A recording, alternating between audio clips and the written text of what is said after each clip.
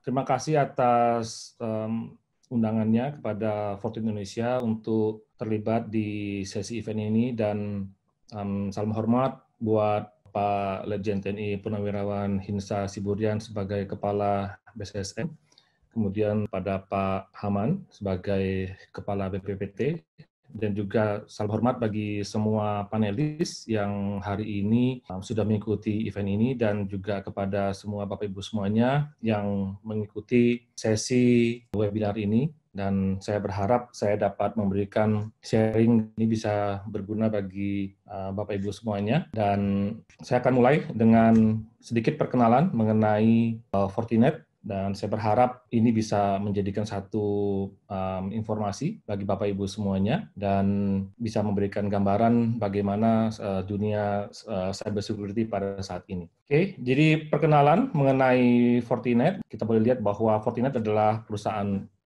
US dan kita ada di headquarter kita ada di Sunnyvale di US, dan kita sebagai satu penyedia solusi cyber security yang boleh dibilang cukup handal di market dan merupakan salah satu perusahaan yang juga mempunyai paten yang sangat banyak, sekitar 660 paten, dan secara customer kita juga sudah mempunyai customer sekitar 455.000 customer di worldwide. Dan informasi ini nanti juga bisa dilihat di website kita.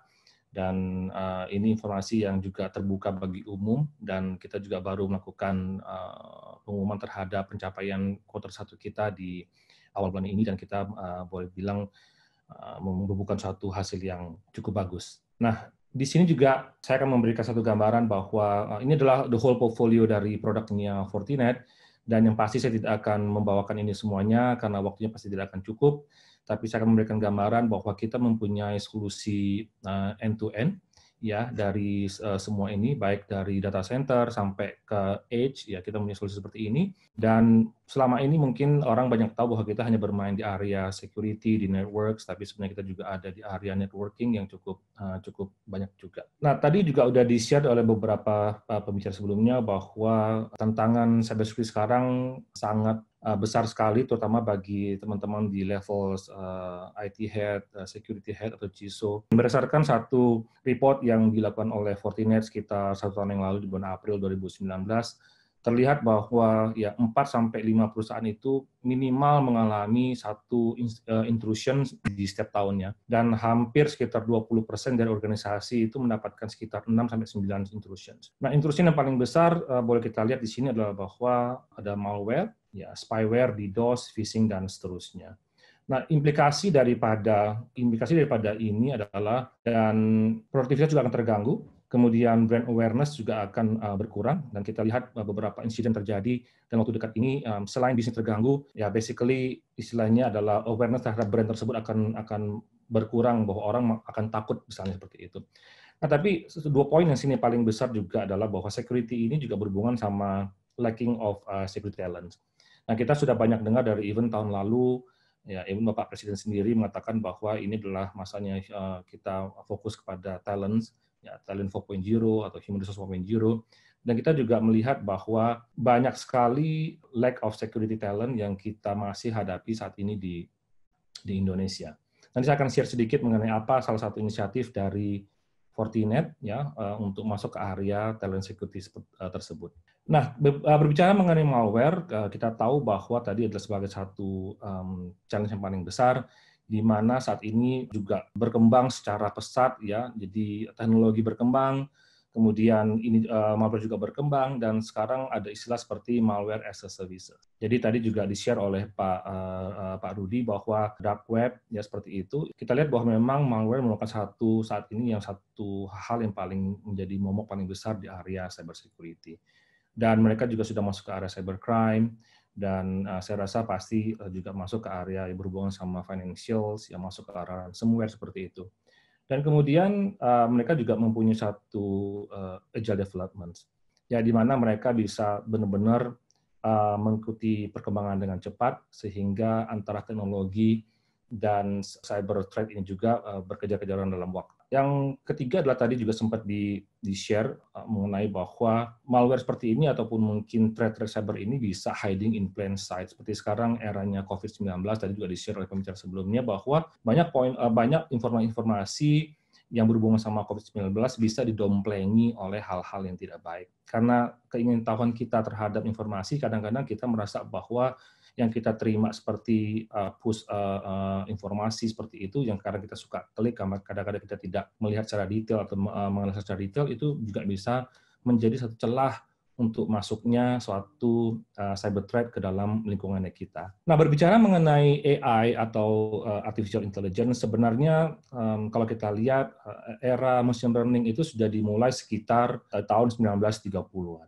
Dan dalam perkembangan hampir dua dekade sebelumnya, Fortinet sendiri sudah mulai masuk ke area research terhadap AI dan machine learning. Dan sampai hari ini, ya boleh dibilang bahwa produk-produk kita sudah mengadopsi AI dan machine learning. Karena kalau kita tidak mengadopsi AI dan machine learning, ya pasti kita akan berlomba-lomba ya dengan trend yang sekarang ada, yang juga kemungkinan besar menggunakan teknologi yang mungkin juga akan sama seperti kita. Nah, jadi ini menggambarkan bahwa Fortinet sendiri ya sudah mulai banyak fokus di sana, dan kita juga sudah mempunyai produk yang ready yang mengadopsi AI dan machine learning di tahun 2019 ini. Nah, beberapa poin yang saya ingin share di sini adalah bahwa kita bicara mengenai network security, teman-teman di area security pasti tahu bahwa kalau misalnya network ada satu area yang kita harus protect semaksimal mungkin produk yang terkenal dengan solusi firewall ya.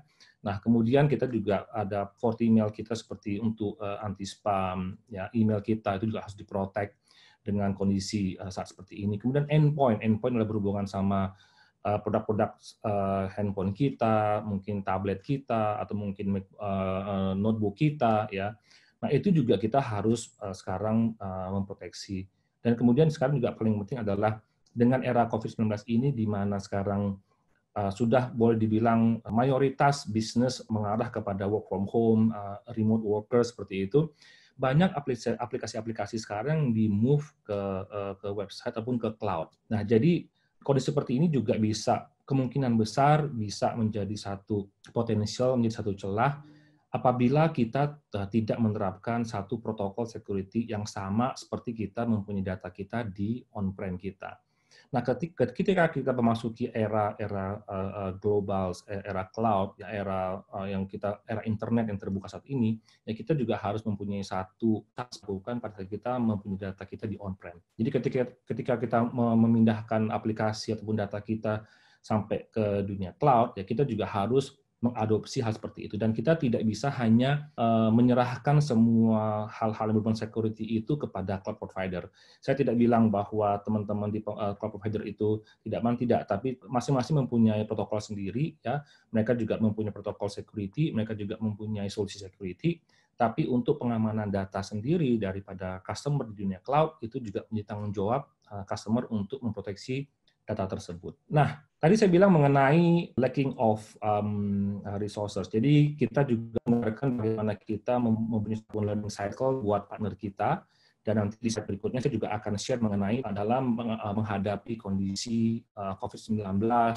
Kita juga mempunyai satu inisiatif teman-teman di luar partner. Jadi customer pun yang tadinya mempunyai limitasi untuk masuk ke portal training kita dengan kondisi seperti ini membuka satu fasilitas di mana teman-teman dari juga saya mau ambil sedikit tadi sudah di-share mengenai kehidupan new normal kita. Tadi juga Pak Haman bilang mengenai bahwa this is our normal life, dan tadi Pak Haman juga ada share mengenai berhubungan dengan 4.0. Mungkin kalau saya bisa mengikuti era 4.0 bahwa this is our normal life 4.0 mungkin ya, di mana sekarang kita surrounding by technology, surrounding by digitals.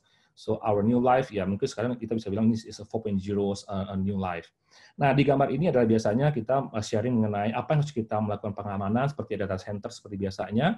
Kemudian di sini ada cloud, di sini ada cabang-cabang kantor kita, di sini mobile user. Nah, di sini sekarang muncul yang namanya teleworkers. Sebelumnya teleworkers dan mobile user ini kita anggap sebagai endpoint, sebagai edge ya, di mana itu menjadi mobile user. Tapi sekarang dengan istilah working from home, di mana sekarang orang benar-benar bekerja di rumah atau di tempat di luar kantor, yang bukan hanya mobilitas yang tinggi, tapi sekarang nggak muncul seperti itu. Akhirnya kita muncul satu solusi bernamakan teleworkers. Nah, apa solusi teleworker tersebut? Kalau dari level Fortinet sendiri, di saat kita menawarkan satu solusi teleworkers, kita mengkategorikan customer itu menjadi 3 bagian besar. Yang pertama adalah customer dengan karyawan yang kita bilang sebagai general roaming, artinya semua karyawan kita anggap sebagai pemakai yang umum, yang general. Nah, apa aja kira-kira security product yang butuh kita terapkan? Tadi juga sempat di-mention oleh BRI, ya, harus ada mempunyai security VPN yang bagus, yang memproteksi SSL, IPsec-nya, mobile laptop, dan paling penting juga ada Forti token untuk 2FA-nya. Nah, kemudian user berikutnya adalah power user. Power user juga di sini di mana kita melihat bahwa mereka kemungkinan harus bekerja dengan lebih luas lagi areanya. Mungkin mereka menggunakan Wi-Fi yang cukup bagus atau cukup besar, dan mereka juga mempunyai proteksi terhadap Wi-Fi security-nya. Mereka harus mensecure VPN tunnel-nya mereka. Nah, yang berikutnya yang paling penting adalah super user. Super user kita berbicara mengenai level-level eksekutif di perusahaan. Otomatis level-level eksekutif mempunyai satu proteksi yang harus lebih besar lagi. Pada saat para eksekutif ada di dalam kantor, kemungkinan besar perimeter ataupun benteng-bentengnya itu di-cover dari perimeter ataupun benteng-benteng di dalam kantor. Tapi begitu kita keluar dari kantor, kita move ke rumah kita atau di mana aja, apakah kita masih mempunyai benteng yang sama seperti pada saat kita di kantor? Nah, apakah waktu kita bekerja di rumah, koneksi internet kita mempunyai satu proteksi yang sama seperti di kantor? Nah, kemungkinan besar kita tidak bisa menerapkan semuanya secara sophisticated di kantor ataupun di rumah, tapi minimal kita bisa menerapkan the small scale with the same functions di rumah lebih ketat lagi. Nah, itu juga ada beberapa solusi. Nah, saya tidak bisa menjelaskan solusi ini secara detail, tapi kalau nanti bisa dibutuhkan informasi ini, bisa kontak saya, bisa kontak Fortinet, bisa lihat di website kita. Ini adalah solusinya kita. Nah, kemudian tadi saya berbicara mengenai training. Nah, di sini kita menerapkan kita bilang free cyber security training. Itu link websitenya di bawah. Kalaupun nanti misalnya ada yang pengen butuhkan, saya bisa share ini di Q&A dashboardnya. Tapi teman-teman semuanya, ya baik itu customer maupun partner, mulai saat ini sampai akhir tahun 2020, ya Bapak Ibu semuanya bisa melakukan akses ke portal training kita. Dan Bapak Ibu semua bisa mengambil training dan juga mendapatkan sertifikasi secara online. Nah, ada beberapa sertifikasi yang diharuskan Bapak Ibu untuk mengambil testing sertifikasi tersebut di certification, ya, jadi itu harus bayar. Jadi kalau misalnya Bapak Ibu semuanya masuk ke portal kita, untuk NSC 1, NSC 2, NSC 3 itu free. Ya, Bapak Ibu semua tinggal ikutin trainingnya semuanya, belajar mengenai cyber security, konsep cyber security itu apa, pengamanan itu apa, semuanya mengenai cloud, mengenai OT, ya mengenai SD-WAN, anything you name it, ada di sana semuanya. Jadi level 1, 2, 3 itu free, dan setelah Bapak Ibu semuanya melakukan training, dan Bapak Ibu semuanya mengikuti short quiz yang ada di website tersebut, itu nanti akan dapat sertifikat dari Fortinet. Nah, kemudian Bapak Ibu juga bisa mengikuti training yang secara online untuk level NSC 4, NSC 5, NSC 6, sampai NSC 7. Nah, itu teori-teori yang bisa diambil, dan kalau misalnya nanti suatu saat sudah diperbolehkan kita untuk kembali ke tempat training center untuk mengambil ujian, nah Bapak Ibu tinggal bayar ujiannya aja, testingnya aja, dan kalau misalnya Bapak Ibu semuanya lulus, bisa mendapatkan sertifikat. Nah, sertifikat ini merupakan sertifikat secara individu yang berlaku selama 2 tahun. Jadi, kita berharap bahwa dengan offering seperti ini, selama work from home, ya Bapak Ibu semua bisa mengambil satu waktu untuk belajar dan meningkatkan kapabilitas kita sendiri, ya. Dan mungkin pada saat kita kembali pada dunia yang tadi saya bilang new normal 4.0, kita sudah benar-benar di-equip atau diperlengkapi dengan informasi mengenai cyber security. Nah, jadi recap aja. Ini slide terakhir saya bahwa Fortinet merupakan satu early adopter di AI dan machine learning. Ya, kita juga sudah mature di detect zero days malware.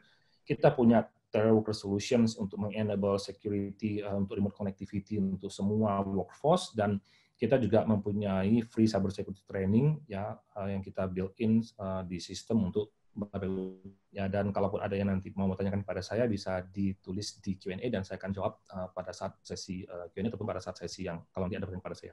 Terima kasih lagi kepada Abdi yang telah mengadakan event ini, dan selamat mengikuti event selanjutnya sampai siang nanti. Selamat siang, terima kasih.